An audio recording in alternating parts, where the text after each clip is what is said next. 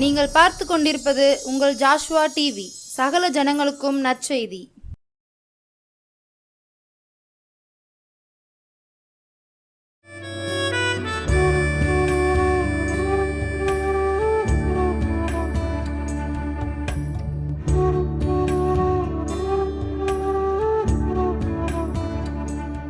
ஆண்டவரும் இரட்சகருமாய் இயேசுவின் நாமத்தினாலே ஜாஸ்வா டிவி அனைவருக்கும் நற்செய்தி நேரம் சார்பாக அன்பின் சமாதான வாழ்த்துக்களை தெரிவித்துக் கொள்கிறேன்.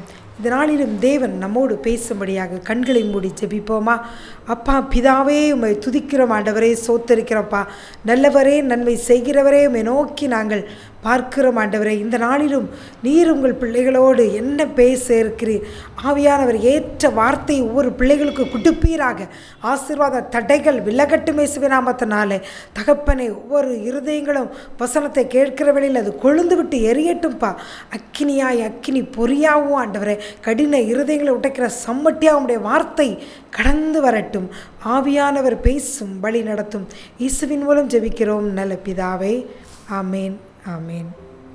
இந்த நாளிலும் சற்று நேரம் தியானிக்கும்படியாக தேவன் கொடுத்த ஒரு வார்த்தை உபாகமம் 26வது அதிகாரம் வசனம் 19. உபாகமம் 26 வசனம் 19. நான் உண்டு பண்ணின எல்லா ஜாதிகளை பார்க்கிலும் புகழ்ச்சியிலும் கீர்த்தியிலும் மகிமையிலும் உன்னை சிறந்திருக்கும்படி செய்வேன் என்றும், நான் சொன்னபடியே நீ உன் தேவனாகிய கர்த்தரான எனக்கு பரிசுத்த ஜனமாய் இருப்பாய் என்றும் அவர் இன்று உனக்கு சொல்லுகிறார். நான் உண்டு பண்ணின எல்லா ஜாதிகளை பார்க்கிலும் புகழ்ச்சியிலும் கீர்த்தியிலும் மகிமையிலும் உன்னை சிறந்திருக்கும்படி செய்வேன் என்று சொல்லி ஆண்டவர் பார்த்து கொண்டிருக்கிற உங்களுக்கு இன்று வாக்குத்தத்தம் கொடுக்கிறார். எல்லா ஜாதிகள், எத்தனையோ உலகத்தில் ஜனங்கள் படைக்கப்பட்டிருக்காங்க. உலகம் முழுவதும் கோடி கோடியான ஜனங்கள் இருக்கிறாங்க. எல்லாரையும் பார்க்கிலும் உன்னை நான் புகழ்ச்சியிலும் கீர்த்தியிலும் எப்படியா மகிமையாய் சிறந்திருக்கும்படி செய்வேன் என்று சொல்லுகிறார். இதை பார்த்து கொண்டிருக்க நீங்கள் கூட இன்று நினைக்கலாம், என் வாழ்க்கை அதற்கு ஏற்புடையதாக இல்லையே, சூழ்நிலைகள் முற்றிலும் மாறுபட்டு இருக்கிறதே அப்படின்ட்டு நீங்கள் நினைக்கலாம். பிரியமானவர்களை, கவலை வேண்டாம். இயேசு சொன்னால் சொன்னதுதான். ஆண்டவர் வார்த்தை ஒரு நாளும் அது பொய் சொல்லாது. அவர் சொல்லுது, வசனம் சொன்னதுபடியே உங்களை இன்றைக்கு இருக்கிற எல்லா நிலைமையை மாற்றி புகழ்ச்சியிலும் கீர்த்தியிலும் மகிமையாய் சிறந்திருக்கும்படி செய்வார். வேதத்திலிருந்து கூட சில தேவதாசர்கள் எப்படி ஆண்டவர் மகிமையாய் சிறந்திருக்கும்படி செய்தார், அதற்கு அவர்கள் என்ன காரியங்களை செய்தார்கள் என்று சொல்லி கூட சில காரியங்களை நாம் வசனத்தில் இருந்து வேதத்தில் இருந்து நாம் கற்றுக்கொள்ள இருக்கிறோம். எஸ்தர் புஸ்தகம் 3வது அதிகாரத்தை நாம் எடுத்துக்கொண்டோமானால் இங்கு மொர்தெகாய் அப்படிங்கிற ஒரு யூதனை பற்றி அங்கு எழுதப்பட்டுள்ளது. அங்கு அதை ஃபுல்லாக நாம் வாசித்து பார்த்தோமானால் எஸ்தர் 3 வசனம் 3. அப்பொழுது ராஜாவின் அரண்மனை வாசல் இருக்கிற ராஜாவின் ஊழியக்காரர் மொர்தெகாயை பார்த்து, நீ ராஜாவின் கட்டளையே மீறுகிறது என்ன? அது என்ன? முன்பு வசனம் 2 பின்பகுதி. ஆனால் மொர்தெகாய் ஆமானை வணங்கவும் இல்லை நமஸ்கரிக்கவும் இல்லை. ராஜா ஒரு கட்டளை இட்டிருக்கிறார், ஆமானை வணங்க வேண்டும் நமஸ்கரிக்க வேண்டும் என்று சொல்லி. ஆனால் அவன் ஆகாகியனாகி ஆமான் என்று அங்கே எழுதப்பட்டுள்ளது. அமலேக்கியர் ஆண்டவருக்கு அருவருப்பானவர்கள், தேவனுக்கு பிரியமில்லாதவர்கள், அவர்கள் சபிக்கப்பட்டவர்கள்.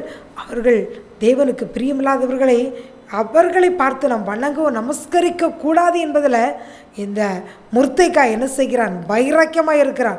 தேவனுடைய கட்டளையில், தேவனுடைய வார்த்தையில் அவனுக்கு கீழ்ப்படிந்தவன் அவனை நமஸ்கரிக்கவும் சேவிக்கவும் இல்லாத இருக்கிறதை பார்த்து அந்த 3ஆம் அதிகாரம் முழுவதையும் நாம் வாசித்து பார்த்தோம்னால் அவனுக்கு என்ன செய்கிறது? ஆமானுக்கு மொர்தெகாய் பார்க்கும் பொழுதே ஒரு மூர்க்கம், ஒரு கோபம் வருகிறது.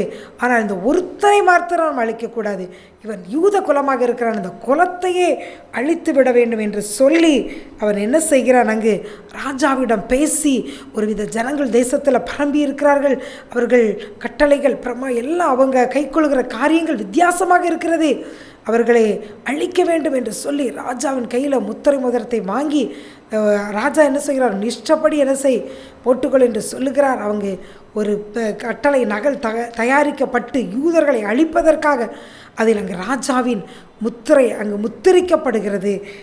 அது எஸ்தர் 3 வசனம் 13 பார்த்தோமானால் ஆதார் மாதமான 12ஆம் மாதம் 13ஆம் தேதியாக ஒரே நாளிலே சிறியோர் பெரியோர் குழந்தைகள் ஸ்திரீகள் சகல யூதரையும் அழித்து கொண்டு நிர்மூலமாக்கவும் அவர்களை கொள்ளையிடவும் அஞ்சற்காரர் கையிலே ராஜாவின் நாடுகளுக்கெல்லாம் என்னது கட்டளை அனுப்பப்பட்டது.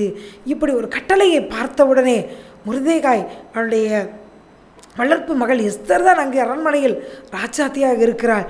அவளை வைத்து நாம் ராஜாவிடம் பேசி இந்த காரியத்தையெல்லாம் மாற்றிவிடலாம் என்று சொல்லி அவன் மனுஷிகமாக அவன் முயற்சி எடுக்கவில்லை. அவன் செய்தது என்ன அங்கே நான் பார்த்தோமானால், அவன் எஸ்தர் 4:1 நடந்த யாவற்றையும் மொர்தெகாய் அறிந்தபோது மொர்தெகாய் தன் வஸ்திரங்களை கிழித்து ரெட்டுடுத்தி சாம்பல் போட்டுக்கொண்டு அவன் என்ன செய்கிறான், ஆண்டவரை நோக்கி கதறுகிறான். அங்கு தேவனை நோக்கி கதறுகிறான். என் ஜனத்துக்கு இப்படி ஒரு அழிவு வந்து விட்டதே, இதை நீர் கேளும் ஆண்டவரை என்று சொல்லி வஸ்திரத்தை கிழித்து கொண்டு மகாவேதனையோடு ஜனங்களின் பாரத்தை ஏற்றுக்கொண்டு அவன் என்ன செய்கிறான், ரெட்டை உடுத்தி சாம்பல் போட்டுக்கொண்டு அரண்மனை வாசலுக்கு அங்கே வருகிறான். ஒருவனும் பிரவேசிக்க அங்கே உத்தரவு இல்லை. அங்கே அப்பொழுதுதான் என்னது எஸ்தர் தாதிமாருக்கு அது அறிவிக்கப்படுகிறது. பிரியமானவர்களே, அங்கு மொர்தெகாய் அந்த எஸ்தரோட பதவியை வைத்து இதை எப்படி அந்த சட்டத்தை மாற்றிவிடலாம், யூதர்களை அழிவிலிருந்து காப்பாற்றி விடலாம் என்று சொல்லி சுய சிந்தனை சுய யோசனைப்படி அவன் என்ன செய்யவில்லை, முயற்சி எடுக்கவில்லை. அவன் தேவனை நோக்கி கதறுகிறான். தேவனை நோக்கி வஸ்திரத்தை கிழித்து கொண்டு ரெட்டுடுத்தி சாம்பலில் உட்கார்ந்து என்ன செய்கிறான், அங்கு புலம்புகிறான். அது எஸ்தருக்கு அங்கு அறிவிக்கப்படுகிறது.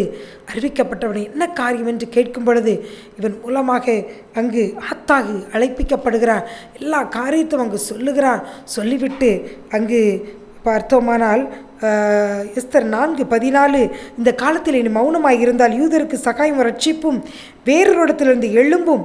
நீ இப்படிப்பட்ட காலத்துக்கு உதவியாக இருக்கும்படி இந்த ராஜ மேன்மை உனக்கு கிடைத்திருக்கலாம் அப்படின்னு சொன்னவனே எஸ்தர் சொல்லுகிறாள், ராஜா அழைத்தால் தான் போக முடியும், ஆனாலும் நானும் என் தாதிமார்களும் 3 நாள் உபவாசம் இருக்கிறோம், நீங்களும் உபவாசம் இருந்து எங்களுக்காக வேண்டிக் கொள்ளுங்கள் என்று சொல்லுகிறார். மொர்தெகாயை பார்த்தோமானால் அவனும் என்ன செய்கிறான், ஜனங்களுக்காக பாரப்பட்டு அவன் என்ன செய்கிறான், எஸ்தர் ராஜாத்தியே அவன் ஆலோசனை கொடுக்கிறான், உபவாசம் இருந்து செபி, நாங்களும் செபிக்கிறோம், அப்பொழுது பரலோகத்தில் இருந்து என்ன செய்யப்படும், உத்தரவு அருளப்படும், எதிரியாகி ஆமான் அப்போதான் அழிக்கப்பட முடியும் என்று சொல்லி அவன் அங்கு அந்த எஸ்தர் ராஜாத்திக்கு ஆலோசனை கொடுக்கிறான். அதை கேட்டு எஸ்தர் ராஜாத்தியும் அங்கு வாசம் இருக்கிறாள். அப்படியே வசன அந்த அதிகாரங்கள் தொடர்ந்து வர வர வர அங்கு பார்த்தோமானால் அவள் ஒரு விருந்து வைக்கிறாள், ஆமானையும் ராஜாவையும் அழைக்கிறாள். காரியங்கள் அங்கு சொல்லப்படுகிறது. ஆமான் தான் இந்த காரியங்களையெல்லாம் செய்தான் என்று அங்கு ராஜாவுக்கு அது விளக்கி காட்டப்படுகிறது. அவர் உடனே என்ன செய்கிறார், அவர் மொர்தெகாயை அங்கு ஒரு தான் உயர்த்தப்படுகிற 6ஆம் அதிகாரத்தில் நாம் பார்த்தோமானால் அங்கு இதற்கு இடையில் அவன் வந்து ராஜா அகாஸ்வேருக்கு எதிராக அங்கு காரியங்கள் அவர் அழிக்க வேண்டும் என்று நடந்ததே மொர்தெகாய் சொல்லியிருப்பான். அதை நினைவு கூர்ந்து அவனுக்கு ஒரு கணத்தை கொடுக்கும்படியாக ஆமானிடம் அவர் அந்த பொறுப்பை ஒப்படைக்கிறார். ஆமான் அது தனக்குத்தான் என்று சொல்லி அந்த முயற்சிகளாக எடுக்கும் பொழுது அது மொர்தெகாய்க்கு அது செல்லுகிறது. பின்பதாக ஜனங்களுக்காக எஸ்தரும் அவனுடைய தாதிமார்கள் உபவாசம் இருக்கிறார்கள். மொர்தெகாயும் கதறுகிறான், தன் ஜனங்கள் யூதர்கள் கொல்லப்படக்கூடாது என்பதற்காக. வேலை வருகிறது, ராஜாவுக்கு காரியம் புலப்படுகிறது. அங்கு கட்டளை என்ன செய்யப்படுகிறது, மாற்றி அங்கு எழுதப்படுகிறது. அது நாம் பார்த்தோமானால் எஸ்தர் 8:8 இப்பொழுது உங்களுக்கு இஷ்டமானபடி நீங்கள் ராஜாவின் நாமத்தினால் யூதருக்காக எழுதி ராஜாவின் மோதிரத்தினால் முத்திரை போடுங்கள். ராஜாவின் பெயரால் எழுதப்பட்டு ராஜாவின் மோதிரத்தினால் முத்திரை போடப்பட்டதை செல்லாமற் போக ஒருவராலும் கூடாது என்று சொல்லப்பட்டு வசனம் 10 அந்த கட்டளைகள் அகாஸ்வேரு ராஜாவினால் எழுதப்பட்டது. வேகமாக ஒட்டகங்கள், கோவேறு கழுதைகள் அஞ்சற்காரர் கையில் அங்கு என்ன செய்கிறது, அனுப்பப்படுகிறது. வசனம் 8:15 அப்பொழுது மொர்தெகாய் இளநீளமும் வெள்ளையுமான ராஜ வஸ்திரமும் பெரிய பொன்முடியும் பட்டும் இரத்தாம்பரமும் அணிந்தவனாய் ராஜாவிடந்து புறப்பட்டான். சூசான் நகரமே அங்கு ஆர்ப்பரித்து என்ன செய்து களிப்பாய் இருக்கிறது. யூதர்கள் என்ன செய்கிறார்கள், அவர்கள் எல்லாம் இணைந்து எஸ்தர் 9:22 அந்நாட்களில் விருந்துண்டு சந்தோஷம் கொண்டாடவும் ஒருவருக்கொரு வரிசைகளை அனுப்பவும் எளியவர்களுக்கு தானம் செய்யவும் திட்டம் பண்ணினார்கள். அதற்கு பின்பதாக 26 அந்த நாட்கள் பூர் என்னும் பேரினால் பூரீம் என்று அழைக்கப்படுகிறது. அங்கு யூதர்கள் சத்துருவின் கையினால் வெட்டப்பட்டு கொலை செய்யப்படுகிற காரியத்திலிருந்து அங்கு தப்புவிக்கப்படுகிறார்கள். அதற்கு காரணம் யார்? இந்த மொர்தெகாய் தேவனை நோக்கி கதறுகிறான். தன்னுடைய குமாரத்துக்கு அதை கற்றுக் கொடுக்கிறான். அவருடைய சுய முயற்சியை இவன் நாடவில்லை, சுய பலத்தை அதிகாரத்தை சாரவில்லை, தேவனையே சார்ந்து கொண்டு அங்கு அவன் செய்ததினால அவனுக்கு அங்கு ஒரு உயர்வு கிடைக்கிறது. யூத ஜனங்களும் விடுதலாக்கப்படுகிறார்கள். அவர்களை கொல்ல பிறப்பித்த கட்டளை அங்கே நீக்கப்படுகிறது. விருந்துண்டு சந்தோஷமும் மகிழ்ச்சியும் கொண்டாடுகிற நாட்களாக அங்கு மாறுகிறது. மொர்தெகாய் அங்கு புகழ்ச்சியிலும் கீர்த்தியிலும் உயர்ந்திருக்கும்படி அங்கு செய்யப்படுகிறார். எஸ்தர் 19 நாம் பார்த்தோமா, 10வது அதிகாரம் 2வது வசனம், ராஜா பெரியவனாக்கிற மொர்தெகாயினுடைய மேன்மையும் விற்த்தாந்தமும். அங்கு ராஜா பெரியவனாக்குகிறான். அந்த வாசித்த வசனம் சொன்னது போல புகழ்ச்சியிலும் கீர்த்தியிலும் மேன்மையாய் சிறந்திருக்கும்படி அங்கே மொர்தெகாய் உயர்த்தப்படுகிறான். யூதனாகிய மொர்தெகாய் அகாஸ்வேருவுக்கு 2வதானவன், யூதருக்கு பெரியவன், பிரியமானவனாய் இருந்து தன் குலத்தாருக்கெல்லாம் அவன் என்ன செய்கிறான்? சமாதானம் உண்டாக பேசுகிறவனாய் அவன் அங்கே காணப்படுகிறான். பிரியமானவர்களை, இந்த மொர்தெகாயோடு புகழ்ச்சியிலும் கீர்த்தியிலும் மேன்மையும் உயர்த்தப்படுகிறது. காரணம், அவன் ஒரு அடிமைகளாக அவர்கள் யூதர்களிருந்து தேசத்திலிருந்து அவர்கள் இஸ்ரவேல் தேசத்திலிருந்து கொண்டு போகப்பட்டவர்கள். அவன் சாதாரணமாக ஒரு அரண்மனை வாசலில் இருக்கக்கூடியவன்.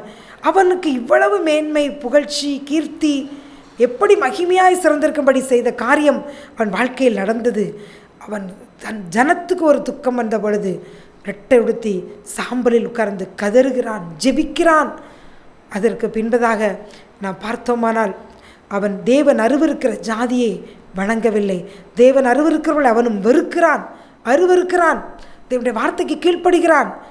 பின்பு 10:3 பின்பகுதியை பார்த்தோம்னால் தன் குலத்தாருக்கெல்லாம் அவன் சமாதானம் உண்டாக பேசுகிறவனாக இருந்தான், நன்மையை நாடுகிறவனாக இருக்கிறான். இந்த 3 காரியங்கள் தான் அங்கு மொர்தெகாயை புகழ்ச்சியிலும் கீர்த்தியிலும் உயர்ந்திருக்கும்படி செய்கிறது. பிரியமானவர்களே, நீங்களும் உங்கள் வாழ்க்கையில் புகழ்ச்சியிலும் கீர்த்தியிலும் மகிமையிலும் சிறந்திருக்கும்படி ஆண்டவர் உங்களை செய்ய வேண்டுமென்றால் ஜனங்களுக்காக பாரம். தேசத்தில் ஜனங்கள் பாவத்தை நோக்கி ஓடுகிறார்கள், பாவத்தை பருகி குடிக்கிறார்கள், இச்சையினால் பீடிக்கப்பட்டு தவறான வணக்கங்களில் ஈடுபட்டு ஜனங்கள் கிடைக்கிற அவர்களுக்காக பரிதபித்து, அந்த ஜனங்களுக்காக பரிதபித்து உங்களை நீங்களே வெறுத்து ஒடுக்கி தேவனை நோக்கி கதற வேண்டும். நீங்கள் அடுத்ததாக ஜனத்துக்கு நன்மையை தேடி, என் ஜனத்துக்கு நன்மை தெரியாமல் என் ஜனம் அழிவை நோக்கி ஓடிக்கொண்டிருக்கிறதே, இவர்களுக்கு நன்மையை காண்பிப்பவன் யார்? அவர்கள் இயேசு அறிந்து கொள்ள வேண்டும் என்று சொல்லி இயேசுவை பற்றி அவர்களுக்கு அறிவிப்பதிலையும் சாட்சியான வாழ்க்கை வாழ்வதிலும் இயேசுவை நோக்கி பரிந்து ஜனங்களுக்கு இறங்கும் என்று சொல்லி ஜனத்துக்கு நன்மை உண்டாக ஒவ்வொருவருக்கு வியாதியிலிருந்தும் பாவத்திலிருந்தும் சாபத்திலிருந்தும் விடுதலை பெற வேண்டும் என் ஜனங்கள் என்று சொல்லி இயேசுவிடம் பரிந்து பேசி ஒவ்வொரு குடும்பத்திலும் சமாதானம் உண்டாக பேசுகிறவர்களாக நீங்கள் காணப்படும்போது தேவன் உங்கள் வாழ்க்கையிலும் புகழ்ச்சியிலும் கீர்த்தியிலும் மகிமையிலும் உங்களை சிறந்திருக்கும்படி தேவன் செய்வார். பிரியமானவர்களே, போலத்தான் ஒரு அருமையான ஒரு ஏழை மகன், அவர் ஒரு புறஜ மார்க்கத்திலிருந்து இயேசுவை ஏற்றுக்கொண்டவர். தன் வாழ்க்கையில் ஒரு கஷ்டம் வேலையில் வந்த பொழுது தன்னுடைய நண்பரால், கிறிஸ்தவ நண்பரால் இயேசுவை அறிந்து கொண்டு அப்படியே இயேசுவே வேதத்தை அவர் கொடுத்த வேதத்தின் மூலம் ஆண்டவரை அறிந்து கொண்டு ஒழுங்காக ஆலயத்துக்கு செல்வதும், ஆண்டவருக்காக தேசத்தில் இப்படிலாம் ஜனங்கள் பாவத்தில் இருக்கிறார்கள், என்னை பாவத்திலிருந்து தவறான வணக்கத்திலிருந்து இயேசு மீட்டு விட்டார், என் ஜனங்களும் ரட்சிக்கப்பட வேண்டும் என்று சொல்லி தன் குடும்பத்துக்காகவும் தன்னுடைய ஊருக்காகவும் அவருடைய பட்டணங்களுக்காகவும் ஜெபிப்பதை வழக்கமாக கொண்டிருந்தார். ஆலயத்தில் அவர் ஒரு நாள் கூடி சிறு கூட்டமாய் மிஷனரிகளுக்காக ஜெபிப்பதும், தன்னால் என்ற வேலையை இயேசுவுக்காக கிராமங்கள் தோறும் சென்று இயேசுவை துண்டு பிரதிகள் விநியோகித்து இயேசுவை அறிவிப்பதிலும், இயேசப்பா அவருடைய வாழ்வதிலும் தன் காலங்களை அவர் கடத்தி கொண்டு இருந்தார். ஒரு நாள் வந்தது, இயேசு படிப்படியாய் உலக வாழ்க்கையிலும் ஊழியத்திலும் அந்த மகனை ஆசீர்வதித்து உயரத்தில் வைத்தார். அவர் சந்ததிக்கு இயேசுக்குள்ளாக அவர் வளர்த்தார். பிள்ளைகளும் ஆண்டவருக்காக வளர்ந்து உலகத்துக்கே வெளிச்சமாக, மலை மேல் இருக்கிற பட்டணமாக அவர் குடும்பத்தின் பிள்ளைகள் இருக்கிறார்கள். அவர்களும் தேவனுக்காக பணி செய்கிறார்கள். ஏதோ ஒரு எளிய குடும்பம், எந்த ஒரு பின்புலம் இல்லாத குடும்பத்திலிருந்து வந்தவர் இயேசுவை இரட்சகராக ஏற்றுக்கொண்டு இயேசுவை அறிவிப்பதிலும் இயேசுவுக்காகவும் அழிய ஆத்துமாக்களுக்காகவும் அவர் ஜெபித்ததிலும் தன் நாட்களை அதிகமாய் அந்த நாட்களுக்கு செலவழித்தது நிமித்தம் தேவன் அவரையும் மகிமையாய் சிறந்திருக்கும்படி செய்தார். அவர் சந்ததியை இன்றைக்கு மகிமையாய் சிறந்திருக்கும்படி செய்திருக்கிறார். பிரியமானவர்களே, உங்கள் வாழ்க்கையும் இதே போல நீங்களும் ஜனங்களுக்காக வைராக்கியமாய் சமாதானத்தை நாடுகளால் நன்மை தேடி அவர்களாக நீங்கள் காணப்படும் பொழுது கர்த்தர் வெறுக்கிற வணக்கங்களையும் கர்த்தர் அருவருக்கிற பாவங்களையும் விட்டு விலகும் பொழுது, வசனத்துக்கு கீழ்ப்படிந்துகள் நடக்கும் பொழுது உங்களையும் உரதைகாயை போல இயேசு புகழ்ச்சியிலும் கீர்த்தியிலும் மகிமையிலும் சிறந்திருக்கும்படி செய்வார். பிரியமானவர்களே, அடுத்து நாம் பார்த்தோமானால் யோவான், இயேசுவின் சீசனாகிய யோவானை நாம் பார்த்தோமானால் அவன் வாழ்க்கையிலும் அவன் புகழ்ச்சியிலும் கீர்த்தியிலும் மகிமையாய் சிறந்திருக்கும்படி செய்தார். நாம் பார்த்தோமானால் யோவான் 13:25 நாம் பார்த்தோமானால் யோவான் 13:25 அப்பொழுது அவன் யோவான் இயேசுவின் மார்பிலை சாய்ந்து கொண்டு, ஆண்டவரே அவன் யார் என்றான். இயேசுவின் மார்பில் சாய்ந்து கொண்டு இருந்தான். பின்பதாக நாம் பார்த்தோமானால் யோவான் 19:26 அப்பொழுது இயேசு தம்முடைய தாயையும் அருகே நின்ற தமக்கு அன்பாயிருந்த சீசன் யார்? அந்த யோவானை பார்த்து அவர் சொல்லுகிறார், அந்த சீசனை நோக்கி அதோ உன் தாய் என்றார். அந்நேரம் முதல் அந்த சீசன் அவளை மரியாளை தன் நிலமாய் ஏற்றுக்கொள்கிறான். பிரியமானவர்களே, இந்த யோவானுக்கு எப்படி அவன் மகிமையாய் சிறந்திருக்கும்படி ஆண்டவர் செய்தார் அப்படி என்று பார்த்தோமானால், வெளிப்படுத்தின விசேஷத்தை நாம் பார்த்தோமானால் அங்கு முதலாவது வசனம் வெளிப்படுத்தல் 1:1 அங்கு திவ்ய வாசகனாக யோவானுக்கு வெளிப்படுத்தின சுவிசேஷம் என்று ஆரம்பிக்கிறது. சீக்கிரத்தில் சம்பவிக்க வேண்டியவைகளை தம்முடைய ஊழியக்காரருக்கு காண்பிக்கும் பொருட்டு தேவன் இயேசு கிறிஸ்துவுக்கு ஒப்புவித்ததும் இயேசு தம்முடைய தூதனை அனுப்பி தம்முடைய ஊழியக்காரனாகிய யோவானுக்கு வெளிப்படுத்தினதுமான விசேஷம் என்று ஆரம்பிக்கிறது. சீக்கிரத்தில் சம்பவிக்க வேண்டியவர்கள், இனி இந்த கடைசி காலத்தில் நாம் இருக்கிறோம். உலகத்தில் சம்பவிக்க வேண்டிய காரியங்கள், பரலோக தரிசனங்கள், எப்படி முத்திரைகள் உடைக்கப்படும், எப்படிப்பட்ட காரியங்கள் நடைபெறும், ஆண்டவருடைய வருகை முன்பதாக என்னென்ன காரியங்கள் நடைபெறும் என்பதை சொல்லி கடைசி கால அடையாளங்கள், பரலோக தரிசனங்கள், அநேக வெளிப்பாடுகள் யோவான் ஸ்நானனுக்கு கொடுக்கப்பட்டது. அது மற்ற சீசர்களுக்கு கொடுக்கப்படாத ஒரு பெரிய பாக்கியம். அந்த வெளிப்படுத்தல் 21 அதிகாரங்களும் அவ்வளவு மறைபொருட்கள், சத்தியங்கள் அங்கு யோவான் சுவிசேஷகனுக்கு அங்கு அவனுக்கு காண்பிக்கப்பட்டு விவரிக்கப்பட்டிருக்கிறது. அந்த மகிமையான காரியம் அந்த சீசனுக்கு அங்கே வழங்கப்பட்டது. அடுத்து அதுக்கு எது காரணம்? அவன் இயேசுவின் மார்பில் அங்கே சாய்ந்து கொண்டிருந்தான். அடுத்து இந்த கொல்கத்தா மலையில் இயேசுவின் பாடுகளோடு மற்ற சீசர்கள் பெயர் அங்கு குறிப்பிடப்படவில்லை, அவர்களை காணவில்லை. இவன் இயேசுவின் பாடு மரண பாதையில், அந்த கஷ்டமான பாதையில் இயேசுவோடு கடந்து சென்றான்.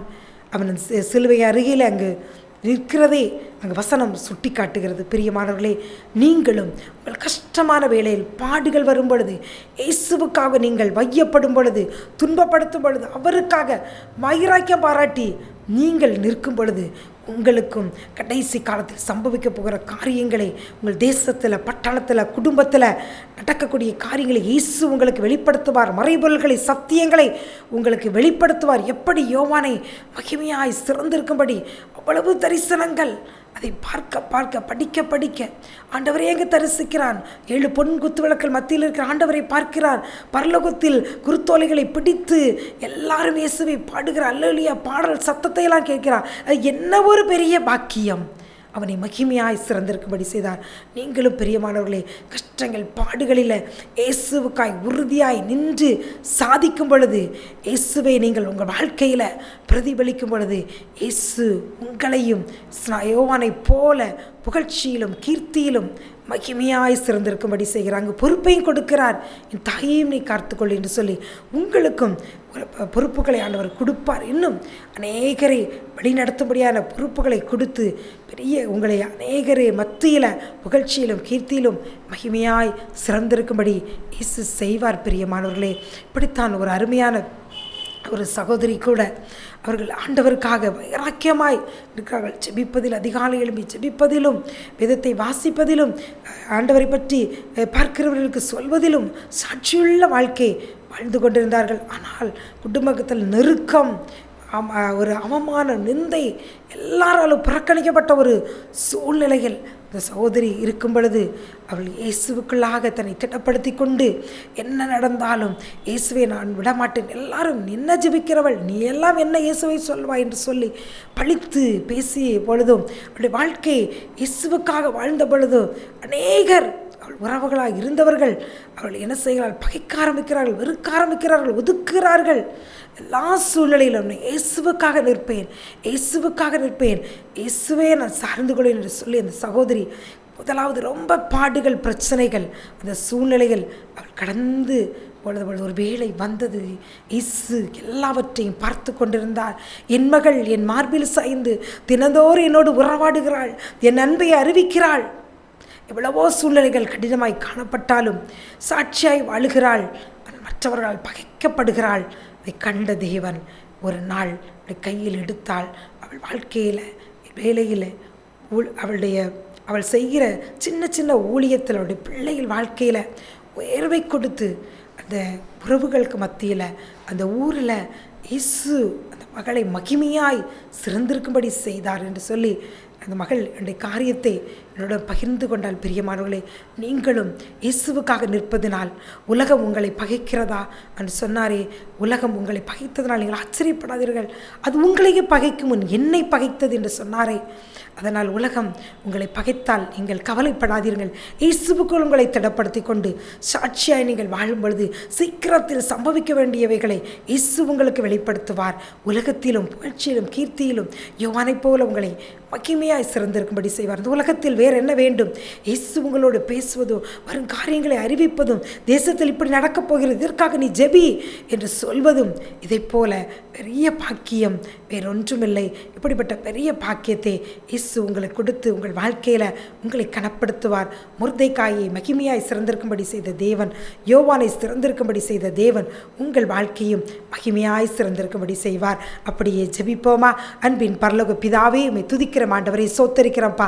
மகிமையாய் சிறந்திருக்க வேண்டுமென்றால், புகழ்ச்சியிலும் கீர்த்தியிலும் உயர்ந்திருக்க வேண்டுமென்றால், என்னென்ன காரியங்களை வாழ்க்கையில் கடைபிடிக்க வேண்டும் என்று உங்கள் பிள்ளைகளுக்கு கற்றுக் கொடுத்திருக்கிறீர் ஆண்டவரே. அந்த ஆலோசனைகளை, உங்கள் ஆலோசனை ஏசப்பா, அவைகளை கடைபிடித்து கொண்டு வாழ்க்கையில் ஆண்டவரை ஒவ்வொருவரும் முர்தைகாயை போல ஆண்டவரே, ராஜாவுக்கு அடுத்தது போல ஆண்டவர்களை உயர்ந்த ஸ்தானத்தில், வேலை பார்க்கிற இடத்துல, குடும்பத்தில் உயர்த்தி நீர் வைக்க போகிறதுக்காக உமக்கு நன்றி செலுத்துகிறோம் ஆண்டவரே. தகப்பனை யோவானை போல ஒவ்வொருவருக்கும் வெளிப்பாடுகளை குடும் ஆண்டவரே. கடைசி காலத்து ஆண்டவரே நடக்கப் போகிற சம்பவங்களை உங்கள் பிள்ளைகளுக்கு வெளிப்படுத்துவர்கள் ஜெபிக்கட்டும், குழுவாக இணைந்து ஜெபிக்கட்டும், அநேகரை ஆதாயப்படுத்தட்டும். ஊழியர் செய்கிற பிள்ளைகள் வாழ்க்கையில் ஆண்டவரே தகப்பனை வரங்கள், வல்லமைகள் செயல்படட்டும் ஆண்டவரே. ஒவ்வொருவரை உமக்கென்று பயன்படுத்தும் ஆண்டவரே. உமக்காக ஊழியம் செய்கிற பிள்ளைகளை ஆண்டவரே உயர்த்தி கனப்படுத்தி உம்முடைய காருண்யம் அவர்களை பெரியவராக்கட்டும் ஆண்டவரே. உயர்த்தி வைப்பீராக. இயேசுவின் மூலம் ஜெபிக்கிறோம் நல்ல பிதாவே, ஆமீன்.